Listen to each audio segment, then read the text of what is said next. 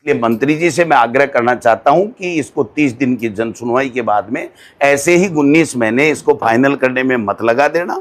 मेरा तो यही आग्रह है।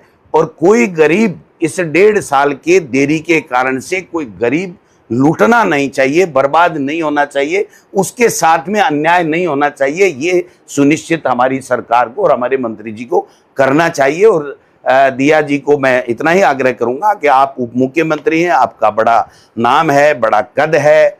इस दिल्ली वाले चक्कर में, पर्ची चेंज के चक्कर में तो आप घूमो मत और सीकर में आओ बार बार। यहाँ कोई सड़कों का पैसा दो, कोई पुल का पैसा दो, कोई और कोई करो, ये काम करो तब तो समझ में आता है। आपातकाल की बातें करते हैं और आपातकाल का कानून हटने के बाद में आपके पिताश्री ने यहाँ से चुनाव लड़ लिया और कांग्रेस से चुनाव लड़ लिया जयपुर से, और उसके बाद में आपको पर्ची पकड़ा दी कि आपको सीकर जाना है और आपातकाल के ऊपर बोलना है। मैं समझता हूं कि ये परंपराएं ठीक नहीं है। जनता के लिए, लोकतंत्र में जनता माई बाप है, प्रजातंत्र में जनता माई बाप है, उसकी सुविधा के लिए जो भी सरकार बनती है उसको जितना अपना प्रयास होना चाहिए वो कर करके जनता को देना चाहिए। आप बताओ साहब, हम तो नहीं दे पाए, लेकिन पत्रकारों को प्लाट देने चाहिए कि नहीं देने चाहिए? 1.5 साल हो गए, क्यों नहीं देने चाहिए? अब तो वो जमीन भी, पहले हमारे समय में चारागाह भूमि थी। मैं सरकार से आग्रह करना चाहूँगा कि ये चौथा स्तंभ है, तो मैं समझता हूँ कि लोकतंत्र के लिए हम सबको जगाते रहता है, रात को 12-12, 1-1 बजे तक घूमते रहते हैं और पूरी जनता के सामने सच्चाई रखते रहते हैं। तो इनको यहाँ चंदपरा में जो आपकी ज़मीन कन्वर्ट हो गई, उसमें एक पत्रकार कॉलोनी अलग से आप बसा करके सारे पत्रकारों को दीजिए। अगर कोई नई चीज़ आप कुछ करेंगे तो उसका हम स्वागत करेंगे, लेकिन अगर आप कुछ भी नहीं करेंगे, केवल कांग्रेस को गाली दे करके कांग्रेस के नेताओं के बारे में अनर्गल टिप्पणियां, अवांछित टिप्पणियां अगर करके जाएंगे, तो मैं समझता हूं कि आने वाला समय एक सा नहीं है। 1.5-2 साल तो गए, 12 महीने पहले मजीरे फूट जाएंगे। ये 1.5-2 साल हैं, जो करना है आपको करके दिखा दो, नहीं तो ये इतिहास माफ नहीं करेगा। और सीकर के लोग बहुत होशियार, समझदार और बहुत शिक्षित हैं। ये समझते हैं आज इतना मंदी का दौर चल रहा है सीकर में, इतना मंदी का दौर चल रहा है। ओम बिड़ला लोकसभा का अध्यक्ष है, वहां के कोटा के सारे लोग शिक्षा नगरी के रूप में पूजाने के लिए एक साथ एक मंच पे खड़े रहते हैं। और हमारे लोग इस तरीके की बातें करके संभाग चला गया और यहाँ ताड़ी बजा करके, बड़े बड़े फीटे लगा करके, बड़े बड़े होर्डिंग लगा करके, आदि मुस्कान बखेर करके चले जाते हैं, तो ये कोई फायदा नहीं है।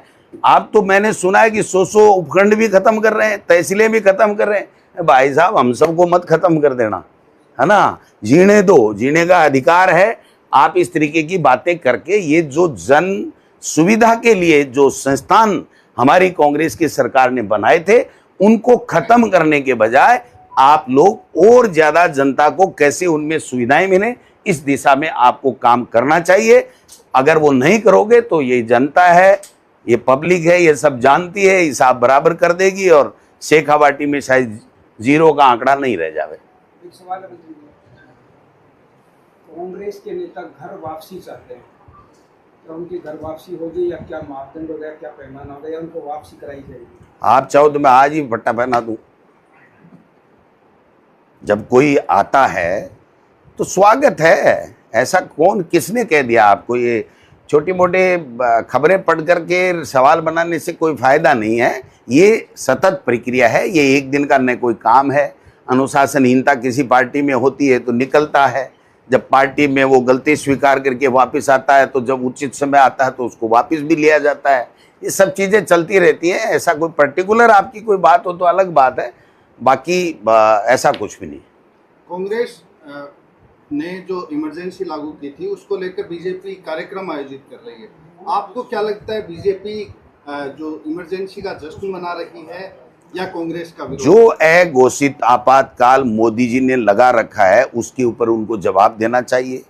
चुनाव आयोग को कठपुतली बना रखा है, उस पर जवाब देना चाहिए।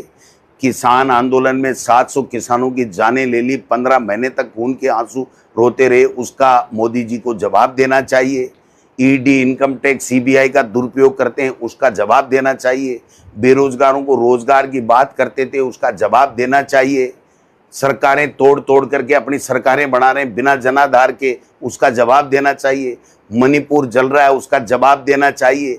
हमारी विदेश नीति इस ऑपरेशन सिंदूर के दौरान जो फैल हुई है उसके ऊपर उसको जवाब देना चाहिए। ये चीजें देने की आवश्यकता है। घोषित आपातकाल तो इनका चल रहा है भाई साहब।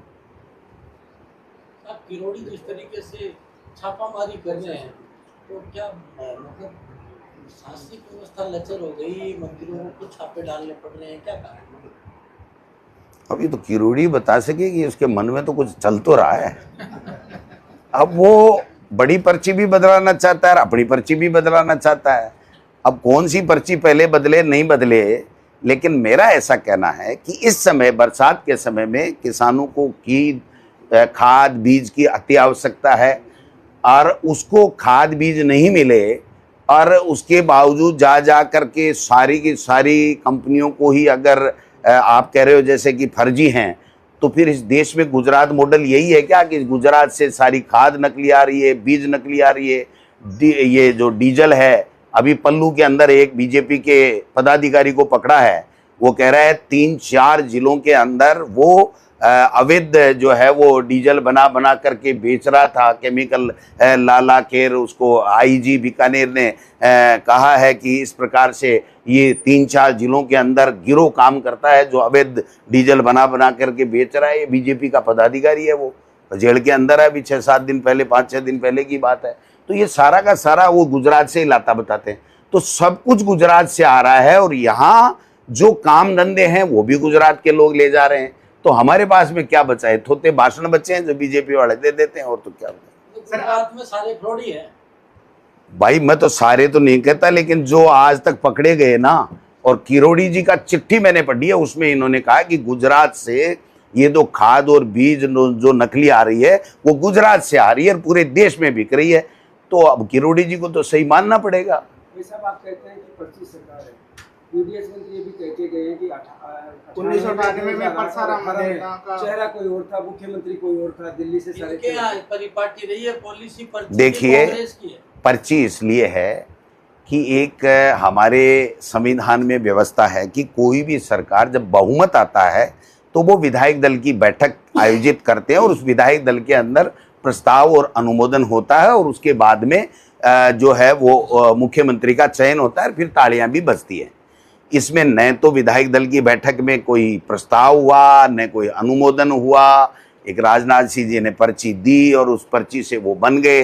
तालियां नहीं बजी तो फिर 2 मिनट बाद में कहा कुछ तो बजाओ, कुछ तो बजाओ, तो फिर तालियां बजी। तो जो इन्होंने नोटंकी की उसकी बात कर रहे हैं हम। तो फिर भी मुख्यमंत्री तो हमारा भी मुख्यमंत्री है। अगर मुख्यमंत्री जो काम करे उसकी प्रशंसा भी हम करेंगे, लेकिन काम मुख्यमंत्री जी कर नहीं पा रहे हैं, निर्णय कोई ले नहीं पा रहे हैं, मंत्री उनकी मानते नहीं हैं, मंत्री एमएलए की चलती नहीं है, और ब्यूरोक्रेसी हावी हैं, और ब्यूरोक्रेसी पूरी की पूरी इस भ्रष्टाचार में लिप्त है। और कई बजरी माफिया आ रही है, इनमें से भी जो है वो बीजेपी वाले भी काफ़ी बन गए हैं।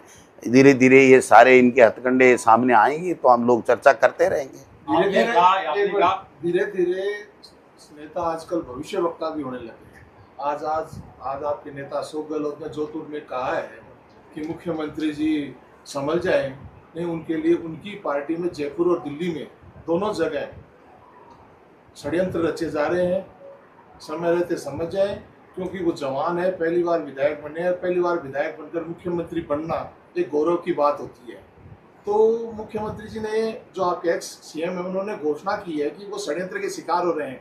तो आप भी कभी कभी कहते रहते हैं, कई प्रकार की भविष्यवाणियां करते रहते हैं, आपका इस बारे में क्या मत है?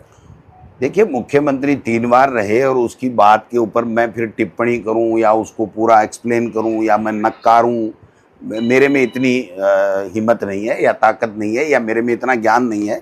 उन्होंने जो कुछ कहा अपने विवेक से सोच समझ के कहा होगा, लेकिन मैं ये कह सकता हूँ, गारंटी सहित कह सकता हूँ कि ये पर्चियाँ कायम नहीं रहेंगी। अगर ये पर्चियाँ कायम रहेंगी तो भाई साहब भगवान धनी है इस राजस्थान का। तो इतनी सी बात है। तो क्या समझे, ये पर्ची कब तक बदली जा सकती है? भाई साहब कुछ भी हो सकता है। देखो सर आप ये शुभचिंतक के रूप में बोल रहे हो, मतलब क्या है? वैसे मैं राजस्थान की जनता के हित में बोल रहा हूँ कि उनको थोड़ी तकलीफ हो, करंट लगे, उनको थोड़ा गुस्सा आए, वो लोगों का काम करें, क्योंकि 5 साल तो यही रहने हैं, बीजेपी रहनी है। तो जब बीजेपी रहनी है तो काम होना चाहिए जनता का, तो इसलिए बोलता हूँ मैं। तो बाकी देखो जो चीज मैं बोलता हूँ फिर हो आ जाती है आगे चल करके।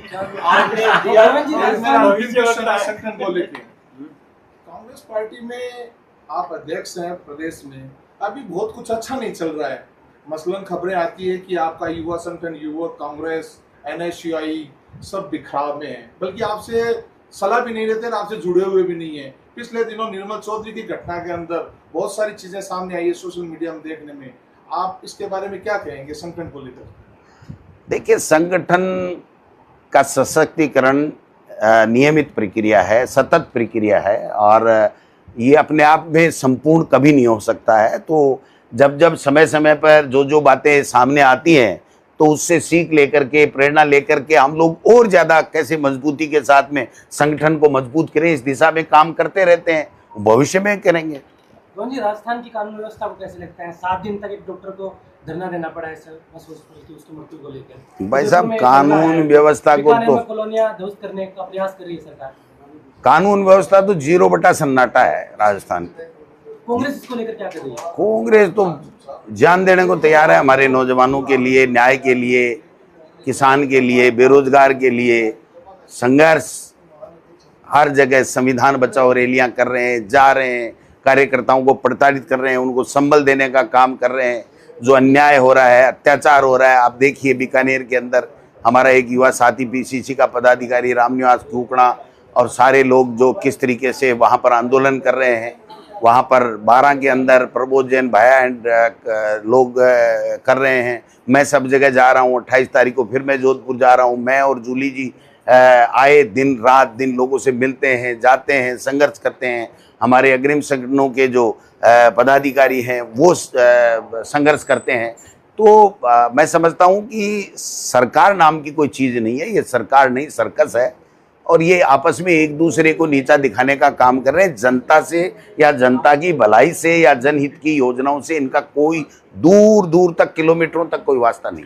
एक अंतिम सवाल, आपने बताया दिया कुमारी और किरोड़ी लाल लगे हुए हैं, पर्ची बदल रहे हैं, तो और कौन है, किस तरीके से, क्या किसी कोई सी बता सकता, और क्या अंदरूनी राजनीति और क्या कहना चाहिए? भाई साहब, ये तो सारे ही मुख्यमंत्री बने बैठे हैं। हर आदमी कह रहा है जब भजनलाल जी बन सकता है तो मैं क्यों नहीं बन सकता। तो सारे ही मतलब जो है वो नए वाले, पुराने वाले कह रहे हैं नए की लीडरशिप नहीं मानेंगे, नए वाले कह रहे हैं हम भी बन सकते हैं।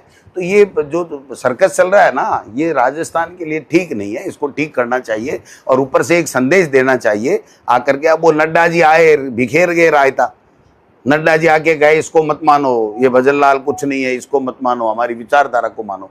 अब विचारधारा कहीं दिखती नहीं है, वो RSS की विचारधारा होती है, वो RSS वाले दिखते नहीं है, कहीं भी पीछे से ही पर्चियां भेजते रहते हैं, काम कराते रहते हैं। इसलिए क्या बताएं।